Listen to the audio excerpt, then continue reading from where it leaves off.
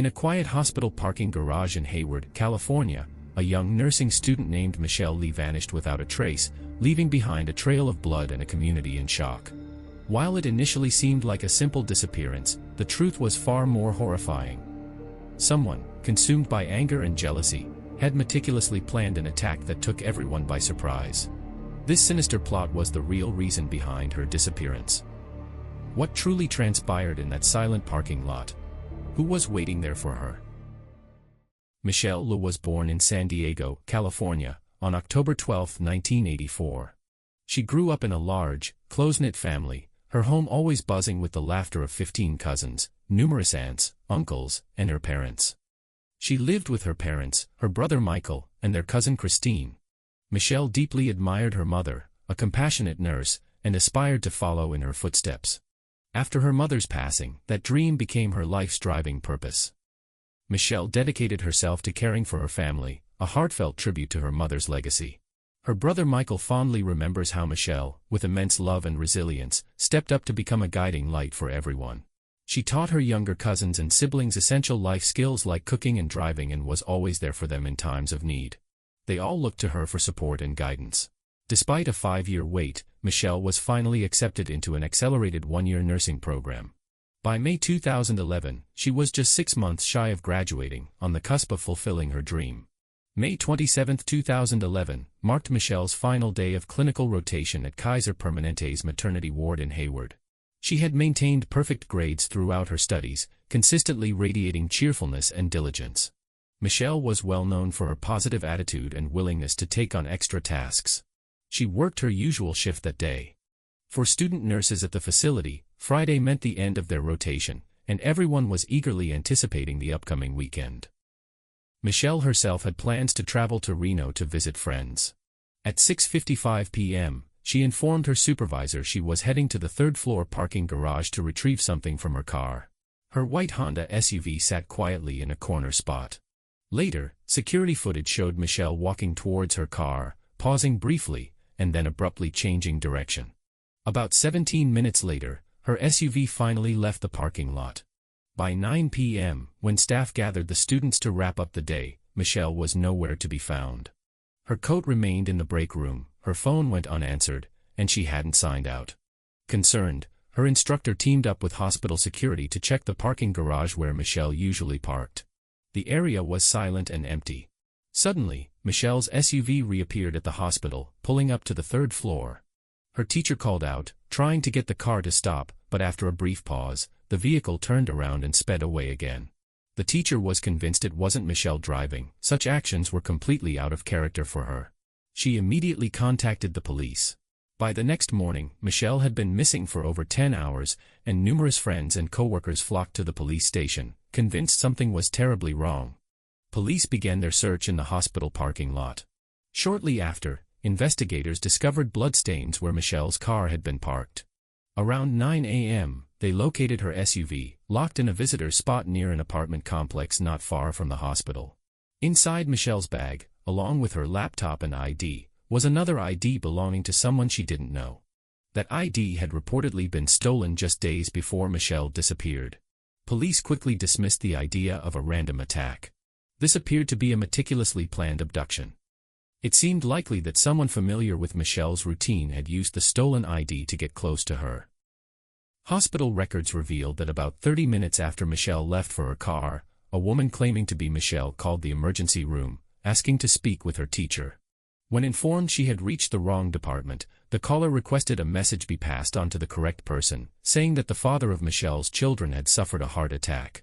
Meanwhile, as police towed Michelle's car for investigation, her brother Michael received a text from her phone stating, "I'm okay." Shortly after, another message followed, "I'm not missing." There was also a message explaining that something was wrong with her phone, everything had been erased, and the battery had died. Friends also received texts, but each one told a different story. Her tire was flat, she had gone back to Reno. It became clear that the sender wasn't Michelle, claiming she wasn't well and needed a break from Facebook and other social media. When her ex-boyfriend sent a message, the reply was simply, "Who is this?" By May 31st, the reward for information had been set at $20,000. Within just a few days, that amount nearly doubled to $65,000. A private investigator hired by the Lu family joined the effort, and over 100 volunteers split into 14 groups, covering vast areas of land. Eventually, the reward climbed to $100,000.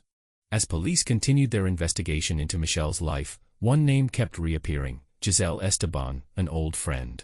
The two had once been very close and even lived together during college. Giselle was involved with a man named Scott Marzik, and together they had a 6-year-old daughter.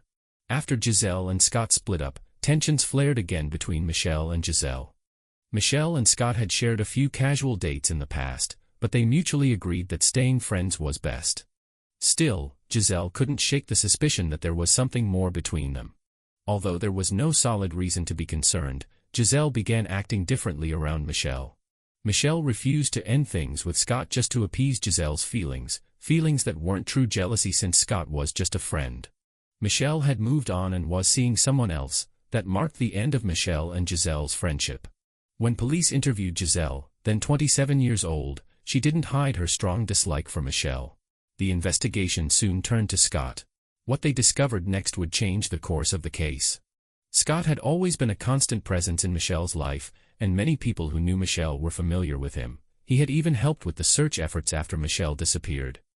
Detectives were struck by how sincere and visibly distressed he appeared during questioning. Scott opened up about the ongoing troubles he had with his ex-girlfriend Giselle. Their relationship had been full of ups and downs, marked by frequent arguments. At one particularly difficult point, Giselle had moved back in with her family, taking their daughter with her. Despite the chaos, Scott remained deeply concerned about his daughter's well-being. He made multiple attempts to reconcile with Giselle to bring stability, but those efforts never succeeded. Scott showed police a lengthy series of messages from Giselle, many of which were filled with anger and hostility directed at Michelle. One of the earliest texts read, "I hope you find what you're looking for in someone as disgusting as her." Another message accused Michelle of being a home wrecker and warned she wouldn't be a problem for much longer. The threats escalated with texts like, "Your Giselle will get what she deserves," and "She won't pass her midterms." Giselle had also sent Michelle messages demanding she stay away, including one that said, "If you were ever really a friend to Scott or me, you'd just leave us alone. You're the one who followed me to San Francisco." The situation grew even more disturbing when Scott played a recording he had secretly made during one of Giselle's furious outbursts. Their daughter was sitting in the backseat of the car during the recording. In it, Giselle spoke about Michelle and made chilling threats. Her cold, steady voice warned, "If you do it again, this is your last and final chance. I'm going to kill you and her. That's something you can take to the grave." Scott explained that Giselle had undergone a psychiatric evaluation at the hospital, where she was diagnosed with bipolar disorder and manic depression. She would occasionally show up uninvited at his house, slipping in quietly and sitting alone until someone noticed her presence. Ultimately, Scott was granted full custody of their daughter. After this ruling, things deteriorated further. Giselle moved back to Hayward to be nearby, and the situation escalated until a judge issued a restraining order preventing her from coming within 100 feet of Scott or his family. The restraining order was issued just 3 days before Michelle disappeared. Around the same time, Hayward police began collaborating with Fairfield authorities to investigate a similar case from the previous year involving a nurse with the same last name who had vanished without a trace. Unlike the Fairfield case, Michelle's car was found locked and secured, indicating that whoever last drove it was careful not to leave evidence behind. Surveillance footage was under review, and her family still held on to hope for her safe return. However, that hope began to fade when they learned that Michelle's blood had been discovered inside her vehicle. Although details were limited, police confirmed that Michelle's disappearance was now officially being treated as a murder investigation. Despite the heartbreaking news, her family refused to give up and continued searching for her. Giselle's name repeatedly surfaced during the investigation, leading police to formally interview her. At the time, she appeared pregnant and claimed she had been at the hospital the night Michelle disappeared for a checkup. When questioned about their past friendship, she said things had changed after what she described as a betrayal. After the interview, Giselle was released, but the police continued to monitor her closely, even placing a GPS tracker on her car. They were convinced she was involved in Michelle's disappearance, though it wasn't clear if she acted alone. Investigators questioned whether she could have committed the crime by herself given her physical stature. As suspicions mounted and more evidence emerged, Giselle became the primary person of interest in the case. A forensic team accompanied the police to Giselle's apartment, thoroughly examining her car and sifting through her trash for clues. Despite the intense focus on her, no formal charges had been brought against Giselle at that point. She publicly denied any involvement in Michelle's disappearance. However, the investigation took a sharp turn when Scott alerted police to a chilling discovery: Michelle's phone was found in the backseat of his own vehicle. Surveillance footage revealed that Giselle's car had visited Scott Street multiple times, frequently stopping outside his house. Authorities believe she deliberately placed Michelle's phone there. Security at the nursing school reviewed access logs tied to a stolen ID badge, which was later discovered in Michelle's Honda, providing further evidence. On May 26, just one day before Michelle disappeared, the badge was used to enter restricted areas of the campus, and surveillance confirmed it was Giselle Esteban who used it. Giselle obtained the ID by posing as a prospective student. She wandered around the building, attempting to access locked doors and classrooms. Later, after school hours, she returned wearing a white lab coat, re-entered through a back door, retraced her steps, inspected computers, and eventually reached a teacher's desk where she examined schedules for Michelle and other students. With this knowledge of Michelle's whereabouts and class dismissal times, Giselle had everything she needed. Cell phone records revealed that Michelle's and Giselle's phones were located in the same area simultaneously after Michelle disappeared.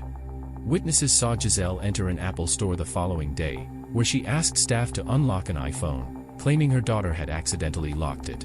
After gaining access, she left the store and was captured on surveillance footage using the phone to send deceptive messages to Michelle's friends from a nearby restaurant. Cell tower data confirmed it was Michelle's phone, which Giselle was using while impersonating her, as shown in the video. Despite the absence of a body, investigators had amassed substantial evidence. Giselle Esteban, age 27, was arrested at her home and charged with first-degree murder. Michelle's blood was discovered on the soles of a pair of shoes found near Giselle's front door.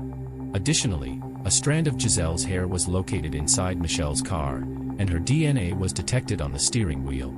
At the time of Giselle's arrest, Michelle remained missing. Her family reported her missing, stating, "Our focus is and will always be to bring Michelle home. We can't feel at peace until we know where she is." The case took a darker turn for police after they examined Giselle's computer. In the days leading up to Michelle's disappearance, Giselle had been researching how to stealthily cause heart attacks, how to follow someone without being detected, how to access locked areas, and the effects of poisons like carbon monoxide and potassium chloride. After Michelle failed to return, Giselle searched her name online over 300 times. Then, on September 17, 10 days after Giselle's arrest, Michelle's family faced their worst nightmare. Michelle Lee's body was discovered in a shallow grave in a remote, rugged area about 12 miles from Giselle Esteban's home, following 3 long months of searching. The remains were so decomposed that only bones remained, making it impossible for the coroner to determine the exact cause of death. California police confirmed that the body parts found in a canyon in the San Francisco Bay Area belonged to the nursing student who had gone missing in May. After pleading not guilty, Giselle Esteban stood trial in September 2012. During the proceedings, she admitted to killing Michelle, but her defense argued that the act was not premeditated. They claimed it was a spontaneous outburst driven by anger and emotion rather than a calculated plan. Esteban's lawyers pushed to have the charge reduced from first-degree murder to voluntary manslaughter. Throughout the trial, Giselle remained emotionally detached. She refused to testify in her own defense and never expressed any remorse.